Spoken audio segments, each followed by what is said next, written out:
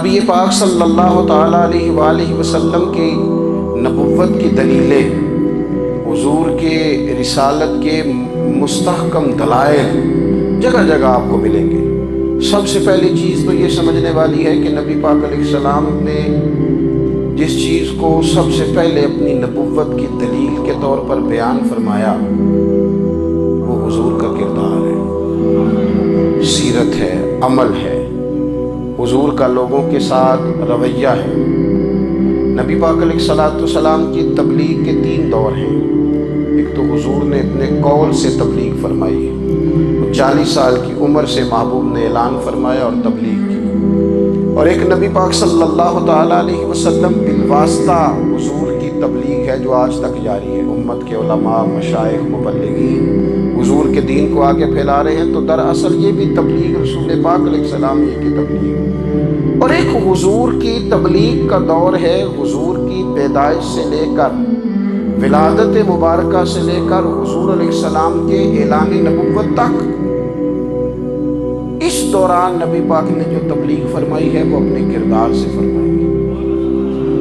عرب کا وہ معاشرہ جو بڑا میلا کچیلا گدلا ہو چکا تھا، جس کے اندر سراسر مادہ پرستی کا زور تھا، جس کے اندر لوگ انسانوں کی خرید و فروخت کرتے تھے، جس کے اندر بیٹیوں کو زندہ دفن کر دیتے تھے، جس کے اندر جو آدمی جتنا زیادہ مضبوط ہوتا تھا اتنا زیادہ لٹیرا بن جاتا تھا، اس معاشرے کے اندر رسول کریم علیہ السلام نے 40 سال گزارے، اور اس طرح گزارے کہ جو بیگانے بھی تھے وہ بھی کہا کرتے تھے یہ صادق ہے، یہ امین ہے۔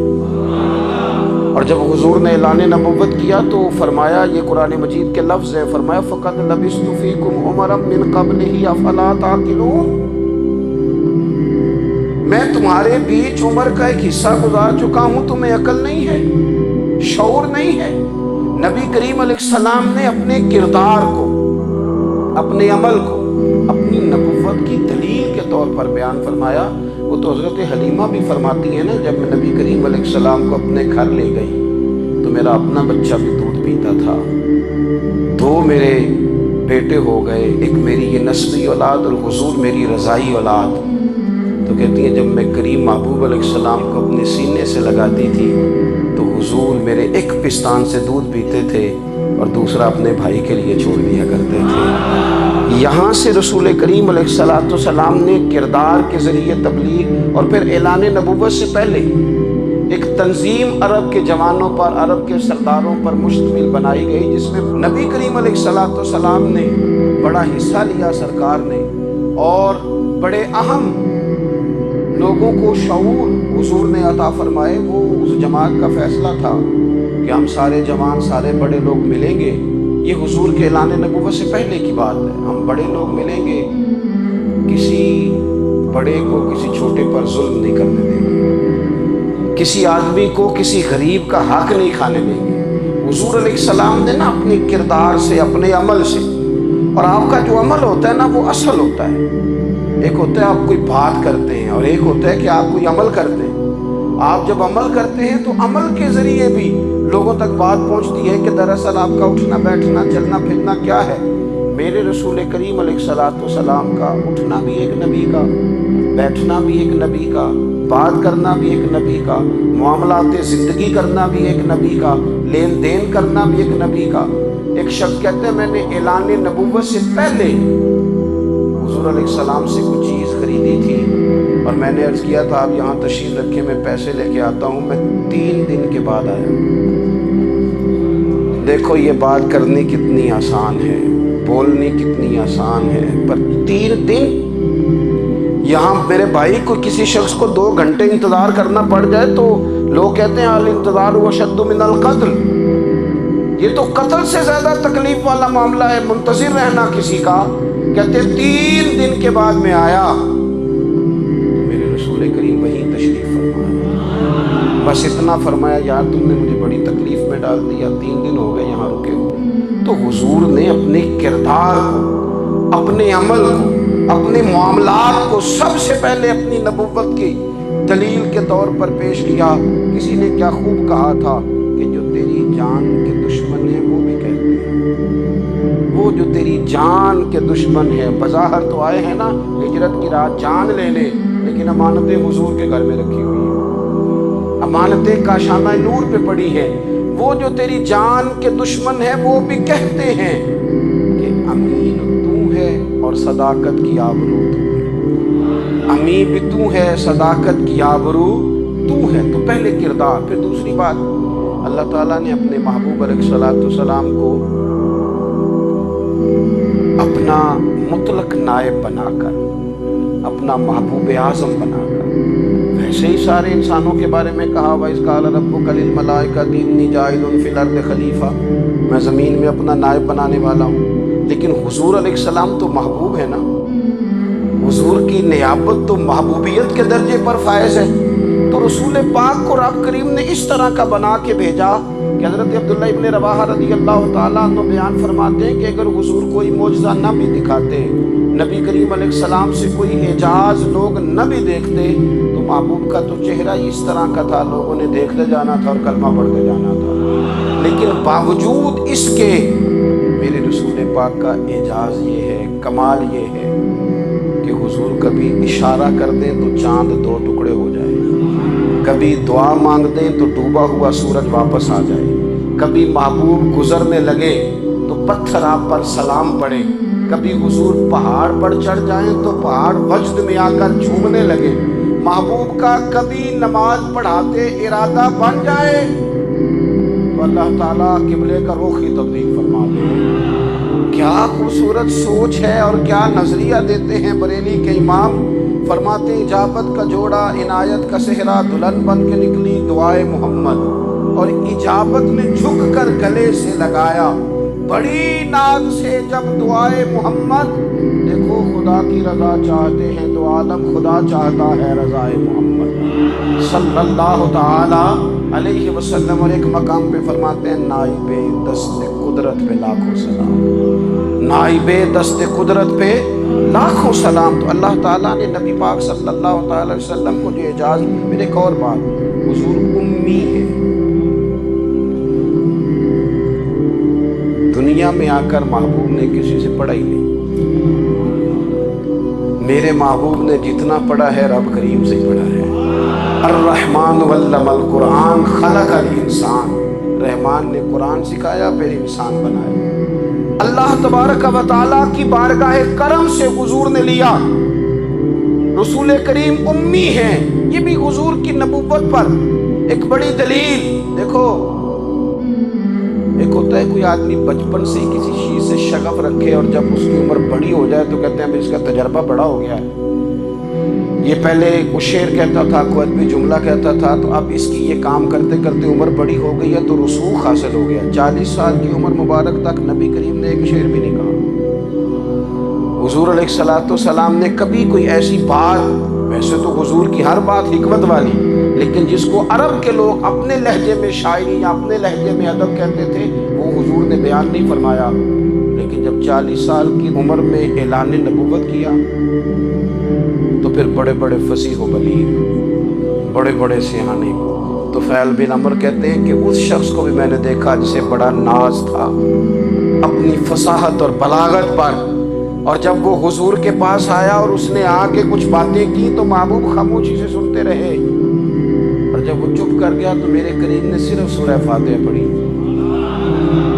کبھی اٹھتا تھا، کبھی بیٹھتا تھا، کبھی غور کرتا تھا، کبھی دائیں جاتا تھا، کبھی بائیں جاتا تھا. پھر کہنے لگا بتاؤ نا کلام کس کا ہے؟ فرمایا اس رب کا، اس رب کا، اس رب کا جس کا میں رسول بن کے آیا ہوں.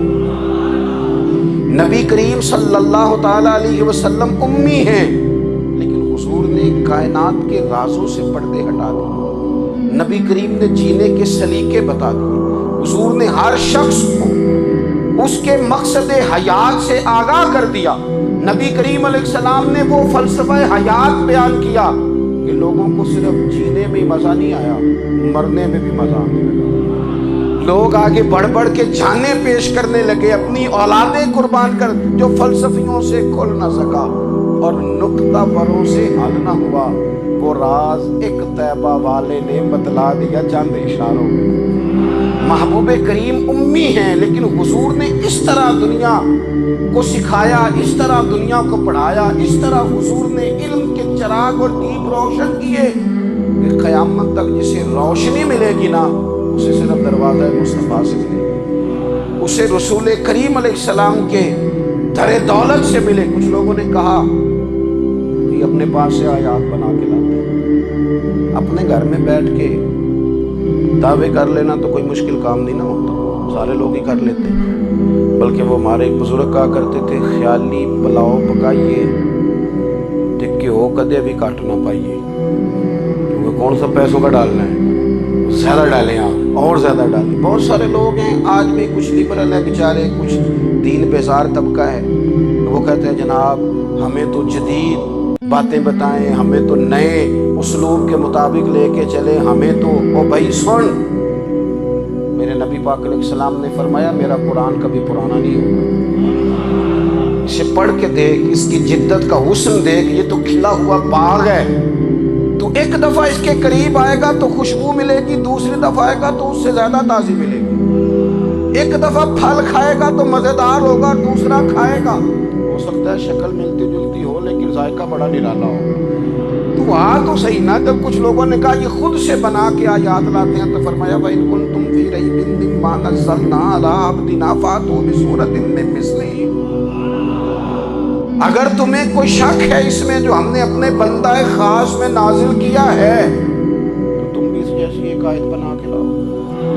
اور چلو چیلنج کھلا ہی دے دیا، فرما وَادْعُوا شُهَدَاءَكُم مِّن دُونِ اللَّهِ، اللہ اور اللہ والوں کو چھوڑ دو، تفسیری ترجمہ عرض کر رہا ہوں، یعنی صحابہ کو چھوڑ دو، حضور کے ماننے والوں کو چھوڑ دو، باقی ساری دنیا کے کافر اکٹھے ہو جاؤ، ایک آیت بس قرآن جیسی لے کے آؤ، ایک آیت لے کے آؤ، ان کنتم صادقین، اگر تم سچے ہو۔ جوانوں سنو، کہا ایک آیت، اور یہ چیلنج آج تک قرآن مجید کا موجود ہے، آج تک وَإِن كُنتُمْ فِي رَيْبٍ مِّمَّا نَزَّلْنَا عَلَىٰ عَبْدِنَا فَأْتُوا بِسُورَةٍ مِّن مِّثْلِهِ، تم قرآن کے مقابلے کی ایک سورت لے کے آؤ اور سارے حمایتی اکٹھے کر لو اپنے، ان کنتم صادقین، اگر تم سچے ہو۔ جواب تو ادھر سے آنا تھا نا، لیکن کائنات کے رب نے جواب بھی خود دیا، فرمایا فَإِن لَّمْ تَفْعَلُوا وَلَن تَفْعَلُوا، اگر تم نہ لا سکے، اور فرمایا تم لا سکتے بھی نہیں، اگر تم نہ لا سکے اور تم لا سکتے بھی، نہ خنجر اٹھے گا نہ تلوار تم سے، یہ بازو میرے آزمائے ہوئے ہیں۔ وَلَن تَفْعَلُوا، تم لا بھی نہیں سکتے، فَاتَّقُوا النَّارَ الَّتِي وَقُودُهَا النَّاسُ وَالْحِجَارَةُ، پھر اس آگ سے ڈر جاؤ جس کا ایندھن آدمی اور پتھر ہے۔ اُعِدَّتْ لِلْكَافِرِينَ، بنائی کافروں کے لیے، بنائی مومنوں کے لیے تو رب نے جنت بنائی ہے۔ اُعِدَّتْ لِلْكَافِرِينَ، یہ دوزخ اللہ نے کن کے لیے بنائی ہے؟ اُعِدَّتْ لِلْكَافِرِينَ کہتا ہے کافر کے لیے بنایا۔ تو اللہ تبارک و تعالیٰ نے میرے رسول پاک صلی اللہ تعالیٰ علیہ وسلم کو وہ کتاب عطا فرمائی، اور پھر حضور کی فصاحت و بلاغت، معرفت۔ دیکھو ایک ہوتا ہے گھنٹوں باتیں کرنا، ایک ہوتا ہے کئی والیم پر مشتمل، کئی جلدوں پر مشتمل کتب کا لکھنا، اور ایک ہوتا ہے کسی بندے کا ایک بات کرنا اور سامنے والے کی طبیعت کو اتنا جگا دینا کہ اگلی بات فوراً ہی اس کی سمجھ میں آ جائے۔ اور حضور نہ کسی کی انا کو نہیں جگاتے تھے۔ ہم بعض اوقات کسی سے خطاب کرتے ہیں، بات کرتے ہیں تو سامنے والے کی انا کو جگا دیتے ہیں، ٹھیس پہنچاتے ہیں، وہ کہتا چل پھر تگڑا ہو جا میں بھی آیا۔ حضور انا نہیں جگاتے تھے، میرے نبی پاک ضمیر جگاتے تھے تاکہ وہ شخص فیض حاصل کر سکے، اسے کچھ ملے۔ نبی کریم کا جو انداز تکلم ہے وہ اس طرح کا ہوتا تھا کہ انسان خود بخود کھل اٹھتا تھا کہ مطلب یہ بات ہونے کیا لگی ہے، مطلب حضور کیا فرمانے لگے۔ نبی کریم صلی اللہ تعالی علیہ وسلم، ایک دن محبوب کریم نے صحابہ کے پیچھے حضور کی فصاحت و بلاغت دیکھی، فرمایا محبوب نے کتنا نادان ہے وہ شخص جو اپنے ماں باپ کو گالی دے، کھلی ہو گئی لوگوں کی آنکھیں، کان کھڑے ہو گئے کہ یا رسول اللہ کون ایسا بدبخت ہے جو ماں باپ کو گالی دے گا؟ اب جب سوالات ذہنی سطح پر پوری طور پر ابھر گئے نا، تو اب رسول کریم نے بات سمجھائی. یہ ہے فصاحت و بلاغت، تیرے آگے ہیں یوں دبے لجے فصحاء عرب کے بڑے بڑے، کوئی جان منہ میں زبان نہیں بلکہ جسم میں جان نہیں. یا رسول اللہ کون ایسا نالائق ہے جو ماں باپ کو گالی دے؟ اب جب ذہنی سطح یہاں تک ابھر آئی تو اب حضور نے سمجھایا، اور میں جب تم کسی کے ماں باپ کو گالی دو گے تو وہ بھی تو جواب میں تمہارے ماں باپ کو دے گا نا. تو فی نفس ہی یہ تم نے خود ظلم کیا ہے اپنے ماں باپ پر. کیوں تم نے ایسا لہجہ اختیار کیا کہ جس سے سامنے والے کی انا جاگ جائے اور وہ تمہارے مقابلے میں آ کر کے کھڑا ہو جائے؟ کیوں تم نے اس طرح کے انداز اختیار کیے کہ جس سے سامنے والا بھی سارے پنجے کھڑے کر کے باہر نکل آئے اور کہے آ جاؤ پھر میں بھی میدان میں حاضر ہوں؟ رسول کریم کی فصاحت، بلاغت، لیکن نا حضور 2-4 جملوں میں ساری بات سمجھا جاتے ہیں. ایک حدیث پاک اگر ہماری سمجھ میں آ جائے، ایک روایت نبی پاک صلی اللہ تعالیٰ علیہ وسلم نے فرمایا خوبصورت مسلمان وہ ہے جو بے مقصد باتوں کو چھوڑ دے. لو اس سے پوری زندگی سجائی جا سکتی ہے، ایک جملے سے پوری زندگی سواری جا سکتی ہے. کوئی لمبی چوڑی باتوں میں جانے کی ضرورت نہیں. کہا خوبصورت مسلمان یہ ہے جو بے مقصد باتوں کو چھوڑ دے، لا یعنی باتوں کو. کیا کہتے ہیں ہمارے دیہات کے لوگ، جڑے پنڈ جانا نہیں وہ راہ پوچھنے دی. لیکن آج کل لوگ باز آندے یعنی جس بات کا بالکل تعلق نہیں نا وہ بات بھی کرتے جاتے ہیں، جس کا شعبہ ہی نہیں وہ بھی چھلانگ لگا لگا کے اس میں آ جاتا ہے. ہم اپنا وقت ضائع کرتے ہیں، اپنی صلاحیتیں ضائع کرتے ہیں، اپنا نقصان کرتے ہیں. ہم اپنا کام صحیح کر کے نہیں کرتے اور دوسری ساری دنیا کو ٹھیک کرنا چاہتے ہیں. وہ بھائی آپ جس جگہ جس شعبے سے تعلق رکھتے ہیں آپ اپنے معاملات میں مضبوطی پیدا کریں. حضور نے اپنی فصاحت کے ساتھ، بلاغت کے ساتھ لوگوں کو قائل کیا، اور قرآن مجید کی تاثیر کا یہ اثر میرے کریم رسول نے دکھایا کہ رات کو جب حضور بیٹھ کے قرآن پاک پڑھتے تھے نا، جب یاسین والے نبی خود یاسین کی تلاوت کریں،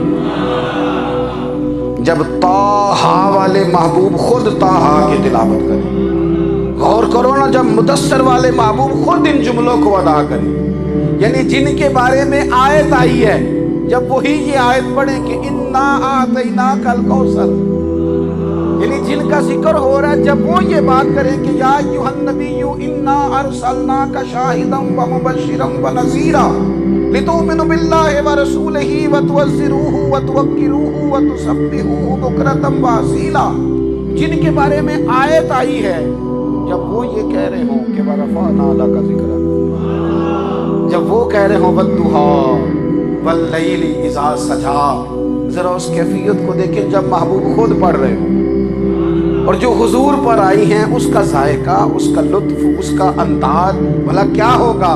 حضور جب رات کو پڑھتے تھے نا قرآن پاک تو جب پکے کافر تھے نا، ابو جہل جیسے لوگ وہ بھی جھاڑیوں میں چھپ چھپ کے مدینے والے کی تلاوت سنا حضور کی تلاوت سنا کرتے تھے. یہی بہتر ہے کہ پردوں میں وہ پردہ پوش رہے، وہ اگر پردے ہٹا دے تو کسے ہوش رہے.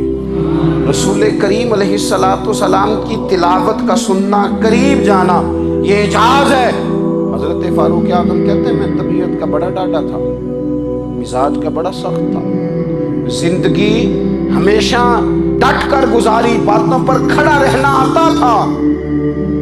جب میری بہن نے مجھے چند آیتیں سنائی نا تو میں تڑپ ہی گیا. گھروں آیا سا مار مقامنے نو، ہن مینو مار دے لے چلو، اوے متے عمر دی عمر برباد ہو جائے جتھے عمر سوار دے لے چلو. یہ اعجاز ہے رسول کریم صلی اللہ تعالیٰ علیہ وسلم پر نازل ہونے والی کتاب کا. پھر حضور نے خبریں دی، نبی پاک نے خبریں دی. حضور نے فرمایا روم فتح ہوگا، وہ ہوا. نبی کریم علیہ السلام نے فرمایا شام فتح ہوگا تو شام فتح ہوا. فرمایا ایران فتح ہوگا تو ایران فتح ہوا. سراقہ بن مالک کہتے ہیں ایک گاؤں پر بھی مسلمانوں کی حکومت نہیں تھی. ایک گاؤں پر हुजूर मक्का मुकर्रमा से निकल रहे थे, मदीना तैयबा तशरीफ ले जा रहे थे। अभी रास्ते में थे, मैं 100 सुर्ख ऊँटों के लालच में माज़अल्लाह हुजूर को गिरफ्तार करने पहुंच गया। महबूब ने हुक्म दिया, हुजूर का मुआजिज़ा मैंने आंखों से देखा, मेरा घोड़ा ज़मीन में धंसता चला गया। मैंने माफ़ी मांगी, हुजूर ने माफ़ कर दिया। मैंने समझा अचानक हो गया है, ये मनवाना भी बड़ा मुश्किल काम। शजरो हजर पहचान गए, इंसान की नज़रों में शाकी रहा। ये कुछ ऐसे लोग हैं जिनको मनवाना तौबा तौबा, मानने को तैयार नहीं, देख देख के भी मानने को तैयार है नहीं, मानने को तैयार ही नहीं। कहते हैं कि मैंने फिर चाहा आगे बढ़ना तो फिर जमीन के अंदर मेरे घोड़े के पैर धंसने लगे, फिर माफी मांगी। करीम तेरे माफ करने की अदा पे भी कुर्बान जाए। ये नहीं फरमाया कि तू तो बार बार यूं ही करता है, फरमाया माफी मांगता है, जा मैंने माफ किया। कहते हैं 3 दफा मैं आगे बढ़ा, 3 दफा हुजूर ने माफ किया तो मुस्कुरा के फरमाने लगे, तू यहाँ मुझे गिरफ्तार करने आया है, वो कैसर रोम का इलाका फतह होगा। वो कंगन जो पहनता है ना हाथों में, बादशाह के कंगन मारूफ हैं, वो तेरे हाथों में आएंगे। अल्लाह करे आप समझे। ये जो लोग डरी डरी सहमी सहमी और हमारे बच्चे मायूसी की माज़अल्लाह बातें करते हैं, वो देखें हुजूर किस तरह की गुफ्तगू फरमाते हैं। अभी एक गांव पर भी इस्लाम की हुकूमत नहीं, लेकिन हुजूर का खबर देने का अंदाज। करीम फरमाने लगे, वो कैसर रूम के जो कंगन होंगे वो तेरे हाथों में आएंगे। जनाब सुराका बिन मालिक फरमाते हैं कि मैं मुसलमान हो गया, हुजूर का विसाल हो गया, कंगन नहीं आए। हज़रत अबू बकर सिद्दीक का विसाल ज़ाहिरी हो गया, कंगन नहीं आए। जनाब उमर का दौर आ गया, सुराका बूढ़े हो गए। कोई बंदा पूछता ना कि अब तो उम्र ढल गई है, जिंदगी का पता नहीं, कहने लगे नहीं मैं नहीं जाता। जब तक कंगन नहीं आते इजराइल कोई नहीं आएंगे, क्योंकि साढ़े नबी की जुबान साढ़े वास्ते कुरान। जो दिन को कह दिया दिन है तो दिन निकल आया, जो शब को कह दिया शब है तो रात हो के रही। और खुदा ने उनकी जुबान को वो इख्तियार दिया, जो निकली मुंह से उनके वो बात हो के रही। और फाजिल बरेलवी का तो अंदाज ही फिर अनोखा है ना।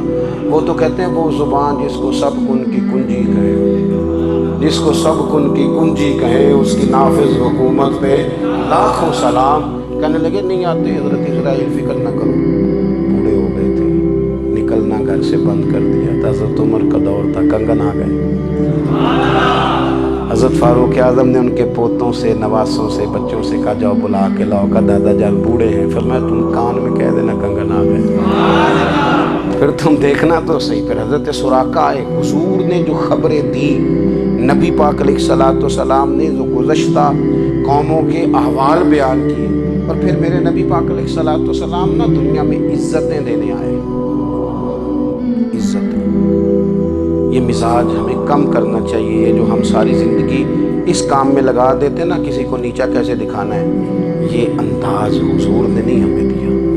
अब देखो हुजूर तशरीफ़ लाए तो हमें पता चला कि हज़रत यूसुफ जैसा सोना कोई नहीं। हुजूर तशरीफ़ लाए तो हमें पता चला कि हज़रत दाऊद जैसी खूबसूरत आवाज़ किसी की नहीं। हुजूर तशरीफ़ लाए तो हमें पता चला कि जनाब ईसा अलैहिस्सलाम का फ़क्र इख्तियारी किस तरह का था।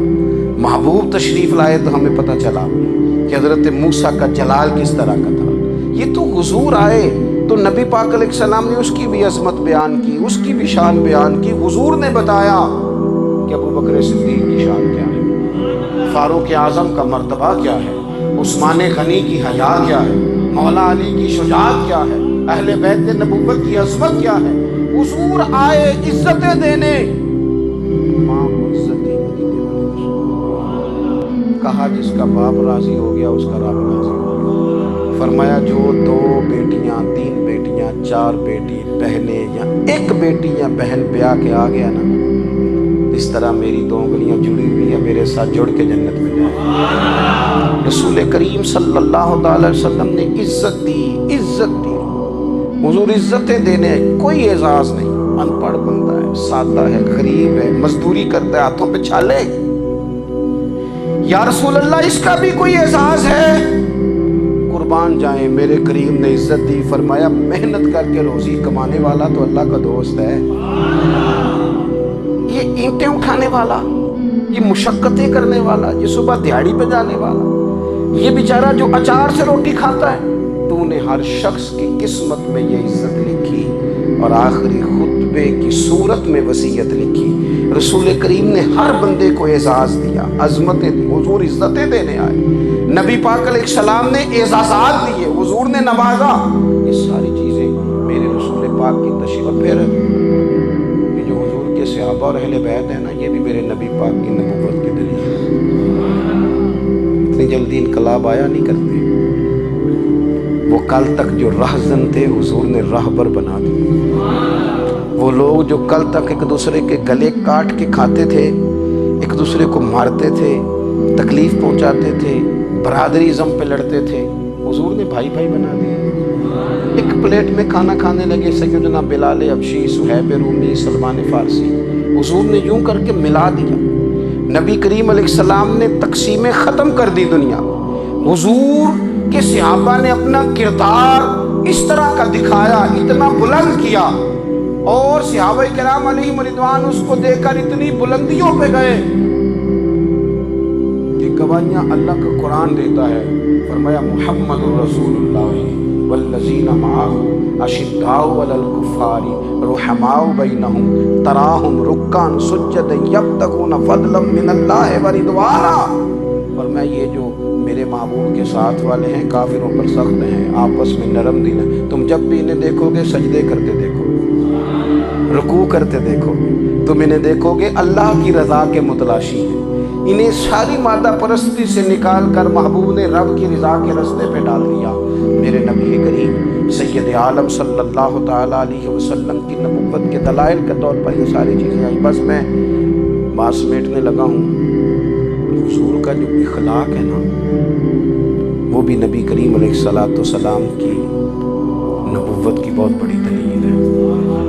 وَإِنَّكَ لَعَلَىٰ خُلُقٍ عَظِيمٍ۔ محبوب ہم نے آپ کو نا خلق عظیم کا مالک بنایا ہے۔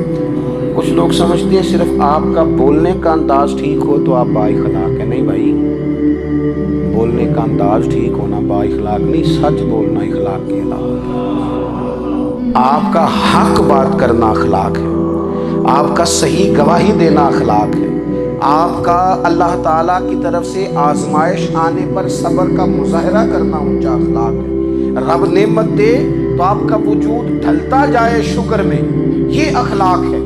رب کریم اگر آپ کو کسی وقت کسی آزمائش میں اپنی حکمت سے ڈالتا ہے تو عزت نفس کو برقرار رکھنا، خودداری کو برقرار رکھنا، یہ اخلاق۔ نبی پاک نے اعلیٰ ترین اخلاق کی بات بتائی، اعلیٰ ترین۔ حضور نے لوگوں سے بیعت لیتے وقت کہا تھا میرے ہاتھ پر بیعت کرو، چوری نہیں کرو۔ نبی پاک علیہ السلام نے مختلف امور پر بیعت لی۔ حضرت حکیم بن حزام کہتے ہیں حضور نے میرے ہاتھ پہ ہاتھ رکھ کے کہا میرے ہاتھ پہ ہاتھ رکھ کے بیعت کرو کہ کسی دنیا دار سے سوال نہیں کرو، خودداری سے زندگی گزارو گے، عزت نفس جو رب نے تمہیں دیا ہے تم اس پر راضی رہو گے۔ لوگوں کی جیبوں کو ٹٹولنا، دوسروں کی دولتوں پہ راج کرنا، دوسروں کے مال پر نگاہیں ڈالنا اللہ کی حبیب کی پسند نہیں۔ میں بیعت کرو کہ تم کبھی کسی سے سوال نہیں کرو کہ حد ہو گئی۔ نبھانے والوں نے پھر اس عہد کو نبھایا اور کمال کر دی۔ حضرت حکیم بن حزام گھوڑے پہ بیٹھے تھے، ہاتھ میں درہ تھا، وہ زمین پہ گر گیا، قریب غلام کھڑا تھا۔ حضرت حکیم بن حزام خود گھوڑے سے اترے، درہ اٹھایا، دوبارہ گھوڑے پہ بیٹھے۔ غلام عرض کرنے لگا حضور مجھے بتا دیتے میں اٹھا کے دے دیتا۔ آنکھیں چمک اٹھیں، فرمانے لگے کیسے بتا دیتا، اپنے رسول سے وعدہ کیا ہے کبھی کسی سے سوال نہیں کروں گا، کبھی سوال نہیں کروں گا۔ اللہ کے محبوب نے ہمیں اعلیٰ اخلاقی قدروں کی بات ہمیں سکھائی ہے۔ ہم دیکھتے ہیں کہ بڑی جلدی 2 4 5 لوگوں کے غصہ دلانے پر ہم ساری اخلاقی حدوں کو کراس کر جاتے ہیں۔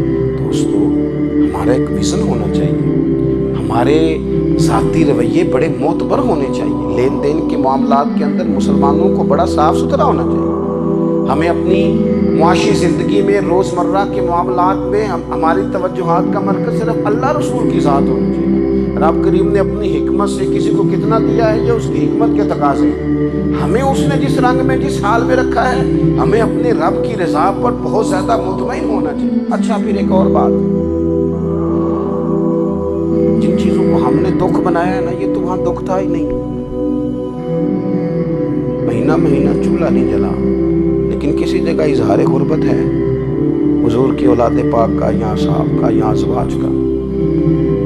महीना महीना चूल्हा नहीं जला ये, लेकिन ये अखलाक आलिया का हुस्न देखो। अपने घर महीना महीना चूल्हा नहीं जला, जो मांगने आया उसे झोली भर के अता फरमाया, कोई दरवाजे से खाली नहीं गया।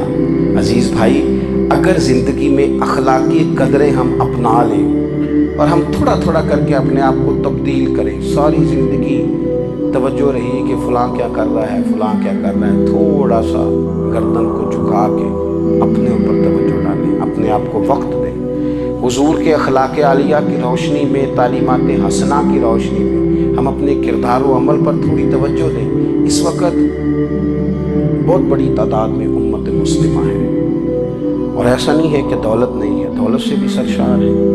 हमारे यहाँ बड़े बड़े इंजीनियर हैं, बड़े बड़े डॉक्टर हैं, लेक्चरार हैं, हमारे पास बड़े बड़े हॉस्पिटल हैं, बड़ा कुछ है, लेकिन किरदार व अमल के बादशाह, अपनी ज़िंदगी तक़वे की रोशनी में गुजारने वाले उन लोगों की तादाद कम है।